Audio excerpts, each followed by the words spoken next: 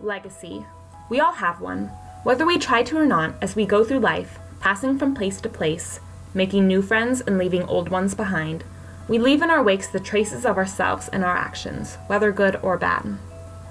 Being as young as we are not naturally inclined to think about the legacies we leave behind. For us, it feels like life has not really happened to us yet, our futures laden with potential as they are.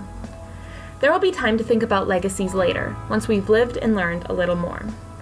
While this line of thinking is not incorrect, the ideology of it is remarkably lacking. When our legacies are mere afterthoughts from a life already half lived, they are legacies that are just half of what they could have been.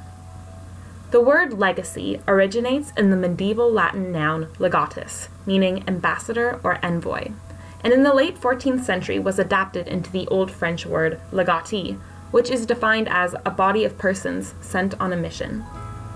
The very etymology of the word legacy contradicts the passive ideology that leaving a meaningful legacy can be saved for a later date, put on the shelf, and marked for later. A legacy is something one actively pursues, a mission we inherit by default, based on the very condition that we are here and we are alive. As the word legatus suggests, we should view ourselves as ambassadors to our legacies, forging meaningful connections with the people and places we encounter in our lives, and impacting them in powerful and lasting ways. It is in this way that I create my legacy, and it is in this way that I will change my world.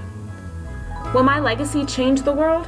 Will the actions of my lifetime alter the very nature of the human experience? Will I single-handedly end systematic poverty?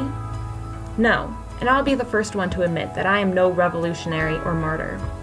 Individuals like Gandhi or MLK, who possess the remarkable and rare ability to rally masses of people to become a force for good to change the world, are few and far in between.